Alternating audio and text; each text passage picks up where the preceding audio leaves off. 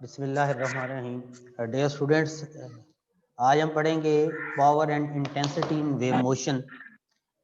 ये आपका वही जो HRK की वॉल्यूम 1 का आर्टिकल है। तो लास्ट टाइम हम पढ़ रहे थे वेव इक्वेशन। तो आज हम पढ़ेंगे कि जब वेव प्रोपेगेट करती है तो वेव की पावर क्या है। पावर होता है रेट ऑफ डूइंग वर्क को हम पावर कहते हैं, जिसे अगर आप लोगों ने पावर के लिए एक्सप्रेशन ड्राइव किया हो एफएससी में, तो हम पावर W/T होता है नॉर्मली, इसे हम लिख सकते हैं dot product of, this can be written as dot product of force and velocity, which can also be written as FV cos theta। Means FV cos theta से मुराद है कि वेलोसिटी का वो कंपोनेंट जो फोर्स की डायरेक्शन में हो। तो अगर दोनों सेम डायरेक्शन में है तो then theta will be zero, और इफ थीटा इज जीरो तो cos 0 1 होगा, तो हम सिंपली इसे FV लिख सकते हैं। तो बेटा हम पावर एंड इंटेंसिटी की बात कर रहे हैं। लेट्स सपोज ये आपके पास एक वेव है एट एनी टाइम t, ये वाली वेव जो सॉलिड वेव आपको नजर आ रही है, और एक दूसरी वेव है जो डैश्ड लाइन में कर्व में आपको नजर आ रही है। ये वेव ट्रेवल कर रही है, ये at time any time t था, जो सॉलिड लाइन में जो वेव आपको नजर आ रही है, सॉलिड सॉलिड कर्व। और at time after delta t d t time, तो उस टाइम पे जो वेव है उसकी वेव फॉर्म कुछ ऐसी है, ये जो आपको डैश्ड लाइन में दिख रही है। अगर हम लोग इसका एनालिसिस करें इस वेव का, तो बेटा लेट्स सपोज ये वेव, हम ये वाला पॉइंट लेते हैं, ये पॉइंट जो यहाँ पे मौजूद है, और यहाँ पर जो फोर्स है मुख्तलिफ मॉलिक्यूल्स के दरमियान, जिसे हम फोर्स ऑफ टेंशन कहते हैं, वो अगर हम वो फोर्स देखें तो this force will be along tangent to the string, इसके टेंजेंट के अलोंग होगी। और अगर इस फोर्स के मैं कंपोनेंट्स में रिजॉल्व करूं तो ये फोर्स, ये यहाँ पे आप इसे देख सकते हैं, ये फोर्स है।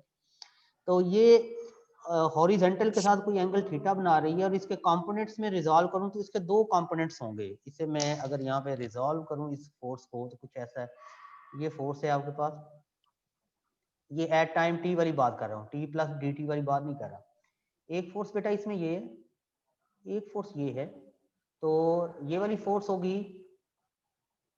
देखें तो यहाँ पर इन पार्टिकल्स को नीचे लाने के लिए जो फोर्स एक्सर्ट हो रही है वो Fy है, और ये पार्टिकल्स नीचे को मूव कर रहे हैं, और इनकी की जो वेलोसिटी है, जिसे हम ट्रांसवर्स वेलोसिटी कहते हैं, वो Uy है, या सिंपली U भी हम इसे कहते आए हैं।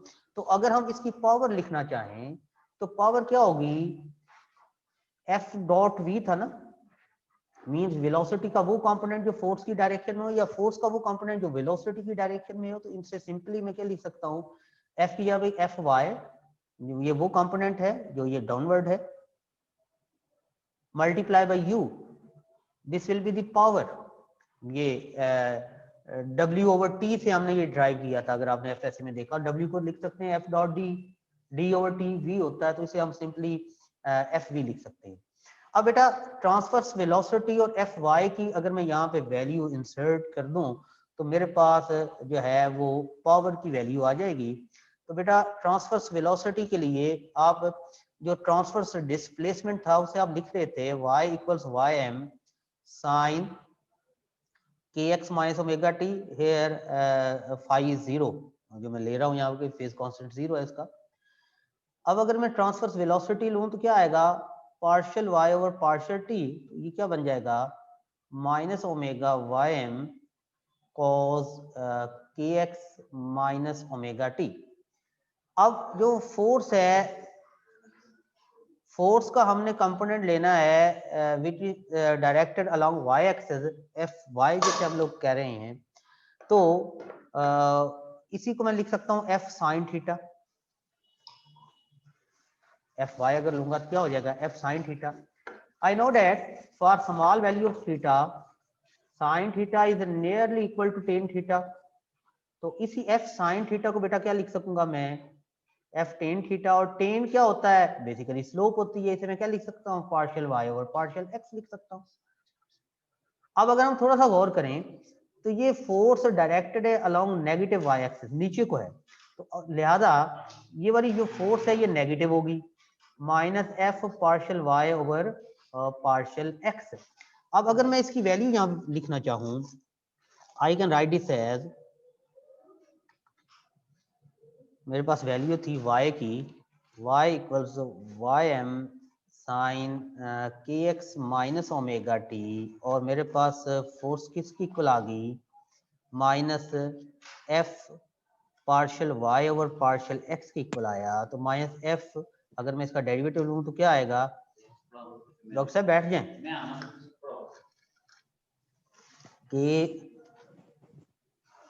कि बेटा तो क्या है माइनस एफ के, अगर इसका मैं डेरिवेटिव लूंगा तो क्या आएगा, कॉज के एक्स माइनस ओमेगा टी।